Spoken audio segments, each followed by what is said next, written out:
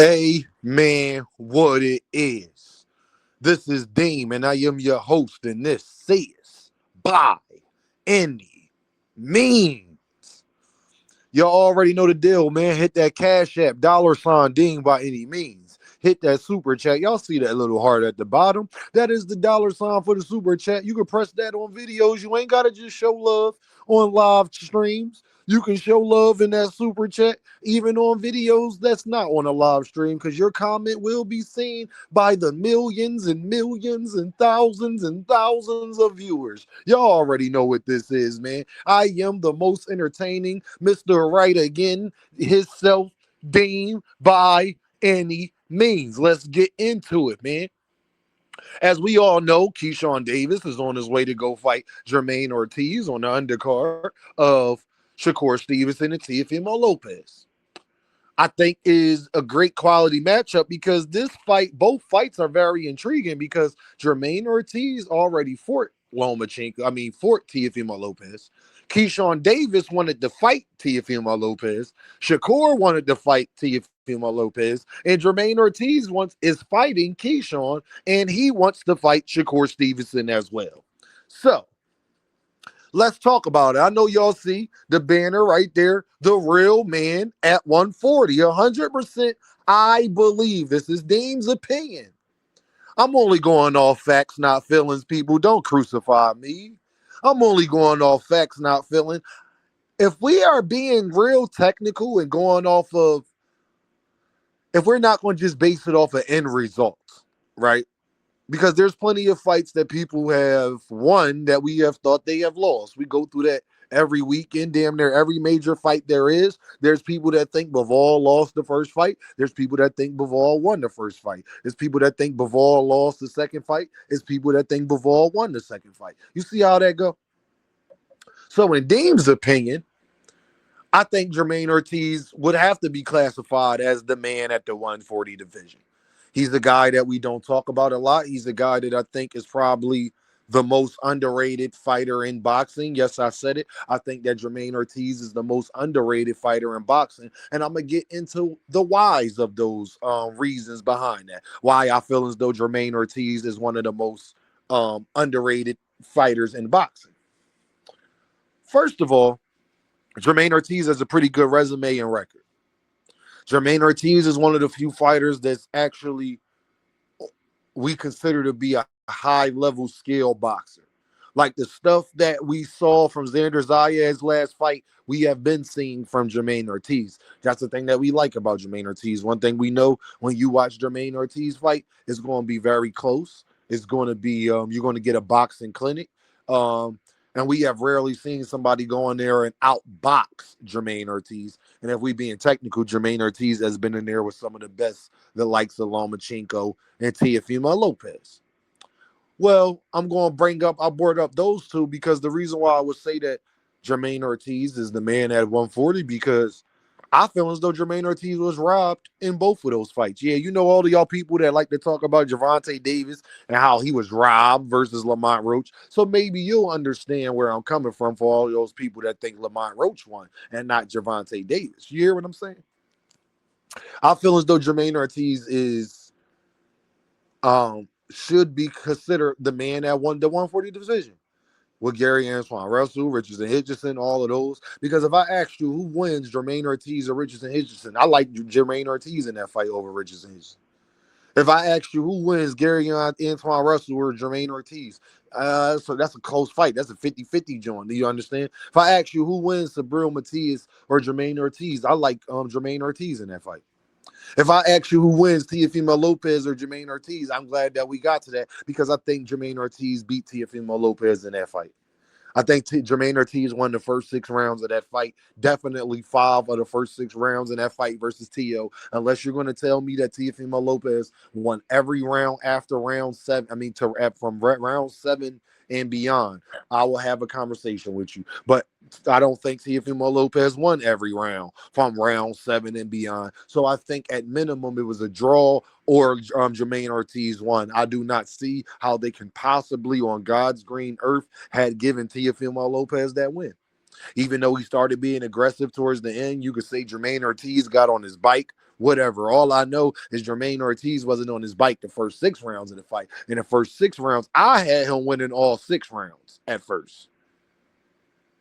But I'll even let you say he won 5 of the first 6. If you are telling me that T.O. won round 7, round 8, round 9, round 10, round 11, round 12, if you want to tell me T.O. won all of those rounds, then maybe I would have a conversation with you. But I don't think Teofimolopez won all of those rounds. I think Jamaine Ortiz easily, though, got at least 2 of those rounds, which should have been enough to give him the fight to win 8-4 or 7-5 in Deem's opinion.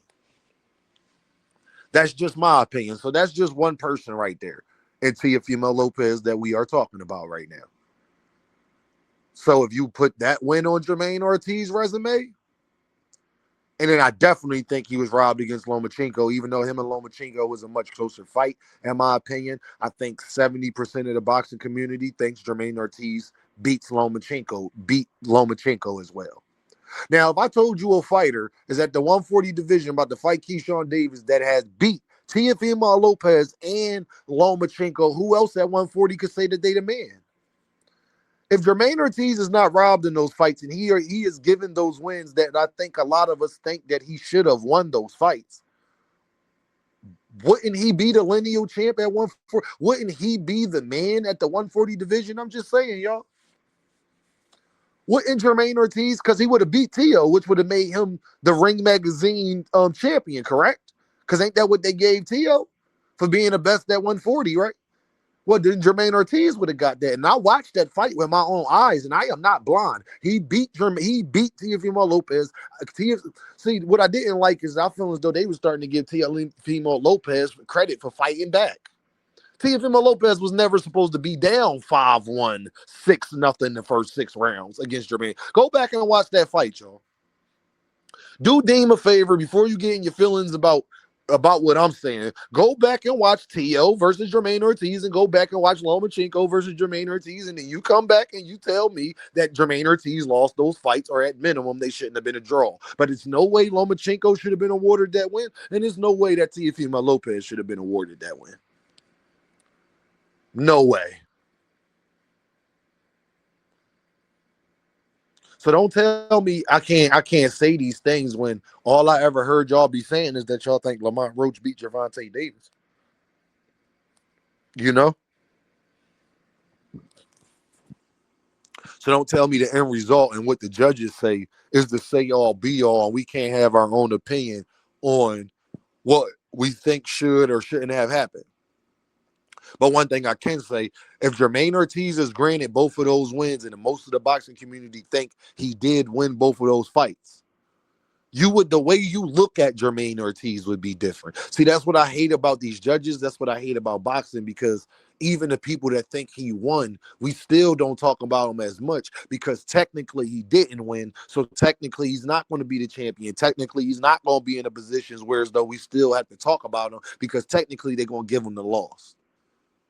And even us that think that he won, we still not going to talk about him as much, because he's not in position to be talked about as much, because he's not the champion. He didn't get the belt versus Tio. So whereas though we could be talking about him unifying and actually being a man and who could beat Jamaine Ortiz. And this is why we need better judgment. This is why we need corruption to get out of boxing. This is why we need people to judge fights and everything not on a biasness. This is why.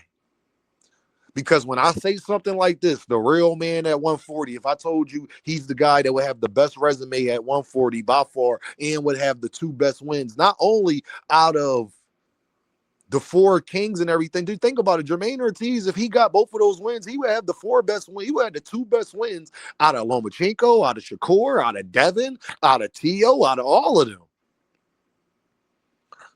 Because even though Tio beat Loma and Loma beat Cambosis and all that, Jamaine Ortiz would have beat both of them. You understand? Devin only fought 1. Shakur about to fight Tio. None of them has fought both of them. Even Gervonta. He would literally, out of everybody in those weight classes, Jamaine Ortiz would have the best resume, or definitely have the best 2 wins, which would definitely make him the man at 140. And how you low-key think he's the man at 142, because it ain't nobody at 140 that you definitively think will beat Jamaine Ortiz. Because you've seen him in fights with Lomachenko and Teofimolopez, and it looked like he won, right? So then if I told you him versus Sabril Matias or Gary Antoine Russell or Richardson Hitchison, you're not going to just jump out the window and say those guys are going to beat Jamaine Ortiz, because you have seen Jamaine Ortiz in there with air quotes, guys you think that are better than those guys that I mentioned, and you thought he won. Shout out to the real man at 140, because in my eyes, he should have won both of those fights, which would make him definitely the man at 140. Y'all already know what this is, though, right? Dean, by any means. And I'll holler at y'all.